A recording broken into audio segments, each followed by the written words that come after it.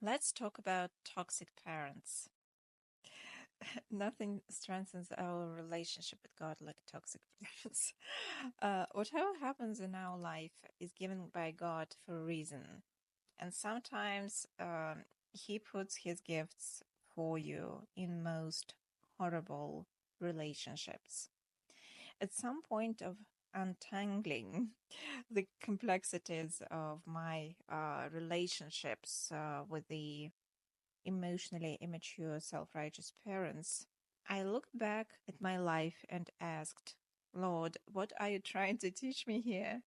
So I sat down and looked at all the notes in my journal from this year, and I finally saw what God was trying to teach me. And today I'd like to share those lessons with you. One of the major lessons I had to learn through my relationships with my mom and my dad is that I am as valuable as everyone else. And if I'm not needed here, I'm needed somewhere else. There isn't such a person in this world that shouldn't have existed and that no one needs. This sounds obvious to me now, but for many years I believed that I was just a mistake. I've happened to be by accident because that's the way I was treated in my own family, and I had to be grateful for being allowed to enter this world. I assumed that if my mom and the rest of the family didn't really need me, the rest of the world must have cared even less. But I could have been further from the truth. I had to learn that people don't have as much power as God does. They don't get to decide who's going to live and who's going to die. And if they think they do, they're going to be held accountable for that, whether they like it or not.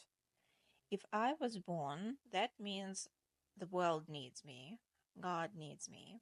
It means it has time and space that are meant only for me, and no one else can have them. It means that there are places that can be taken and filled only with my presence. And there are things that can be done only by me and through me. That pull of necessity, so to speak, is so strong that no man gets to decide whether I should breathe or not. Yes, my parents are someone through whom I entered the world. Thank you very much, at least, for not killing me and not messing it up. It should have taken a lot of courage, I suppose. But they don't get to decide what my destiny should look like. They don't get to decide what I deserve and what I don't. They don't get to decide whether I'm worthy of one's love, attention, and support.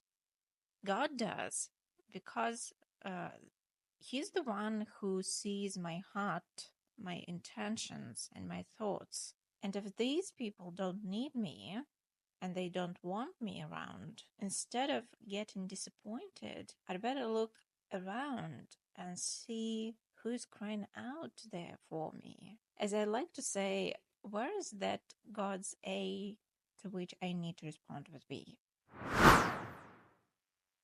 Because I believed that I wasn't needed anywhere else except my family of origin, who didn't care about me that much, I formed this nasty habit of sticking to the places and people who showed loud and clear they didn't need me and they didn't want me. When they said no, I naturally thought that they misunderstood me and I had to show them that I could actually be of value to them. When people acted like they didn't care about me, I would assume that this was the exact place where I had to be. When people used to say that they had nothing to offer, I would believe that I had to stick around and wait for some better time. Little did I know that if someone says no, it's the very time I need to move on. God doesn't need me here. and he's trying to lead me somewhere else. He has something better in store for me than scarcity and people with a dismissive attitude. And instead of clinging to such people and trying too hard to prove them wrong, I'd better surrender and see what's unfolding in front of me. Don't cast pearls before swine. This is what I had to learn the hard way. Because as a kid, I loved my mom, and I naturally assumed that she had good intentions for me, and no one could care about me more than she did. That's what people say all the time, and it took me a long time to realize that it's not always the case. Sometimes strangers care about you more than your relatives do. That the person you didn't even count on would be the one who's going to be there for you to the very end. Now, life is a funny thing, and God has a perfect sense of humor. I used to attach overriding importance to what other people think about me. Since I wasn't that significant, I inherently believed that others had something that gave them the right to judge me and tell what I was and what I was supposed to be doing. I didn't trust my own judgment. That's why other people's opinions were the only source of information about me.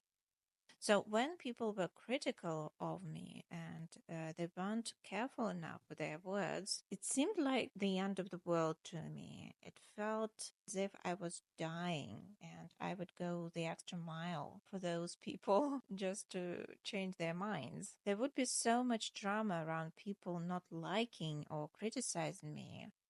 But when I learned that my mother's attitude towards me isn't an absolute truth, and she's been mistaken about me for her own reasons, I set myself free. Suddenly, I saw these haters and naysayers as a separate group of people who just don't like me. That's okay, because sometimes I don't like myself either. There might be some truth in their words, but it's not the whole truth. Thanks to this revelation, I've been able to see this beautiful, powerful, and loving part of me that stays with me even in the moments when I don't like myself. Thanks to this revelation, I put myself in the center of my life, and now I can trust my own judgment. Thanks to this revelation, I'm not afraid to do what God has called me to do, because other people's opinions cannot kill me. It's a funny thing when manipulators present their opinions as though it's a fundamental truth, and they shuffle the facts as they wish just to make their opinion more credible. They throw their attitude right in your face with such confidence that any rational human being, even for a second, thinks, wow, they sound so confident. There must be something that maybe I don't know, or I should change my own attitude or do what they tell me to do. But I've learned as a PhD, and believe me, I've met different people with different levels of confidence and with different levels of knowledge. The louder and bolder one is, the less thinking they did. Smart people always keep in mind that there might be things they don't know and that they might be wrong. Smart people tend to be careful. They think before they speak. And if you meet someone who doesn't even question their own opinion and they come from a place where they can never be wrong, just so you know, that's an ignorant person talking. If you meet someone who, the minute they see you, they know who you are and they know how you're going to react, that's not a very smart person, I'm afraid. That's why You shouldn't fall victim to the boldness of such people and play their mind games. That's what they're inviting you to do, sharing their opinion about you, trying to convince you that if you did this and that, they would change their mind. But the truth is, they're never going to change it. The reason they share their opinion is to make themselves feel good, not to have a better relationship with you. So don't try to prove them wrong. Even if you win, they will steal your victory and tell you that you've got this only thanks to them. Where would you be without them? That's that's what my parents and grandparents used to say. So don't even start to walk that road. Keep winning and do it for yourself and God and those who love you. But never try to prove your enemies wrong. You will lose this game anyway. One of the lessons that I learned in the failed relationship with my mom, and that I'm going to apply to the relationship with my future kids, is that nothing lasts forever. I grew up with the notion that my relationship with my mother is forever engraved on my life, so to speak. Whatever happens between us, that a relationship will always exist. That's what I used to think. But it turned out, though, that parent-child relationship is a relationship. And like any other relationship, it needs to be worked on. But because my mom was raising me with the notion that whatever she does to me, I'm going to be there forever, that I'm going to forgive and forget, she didn't work on our relationship. The idea that your child is there for you till your last day, whatever you do, is extremely toxic for the parent. That's too much power in one hands that turns even an innocent soul into a tyrant. I've come to realize that if parents keep acting as if they're never going to be held accountable for their actions, they inevitably reach the point where their kids don't love them anymore. These parents find out that all these years the kids have been silent and kept the relationship not because they admired and respected their parents, but because they were afraid of their parents and depended on them. At some point in the relationship with my mom, I looked at her and said, I don't think I know this woman. I'm not even sure if I respect her and what she's doing. If she were a stranger, I don't think I would ever want to come up and make friends with her. So why do we still pretend we care about each other when we don't? It takes two to build a relationship, and both sides should be growing.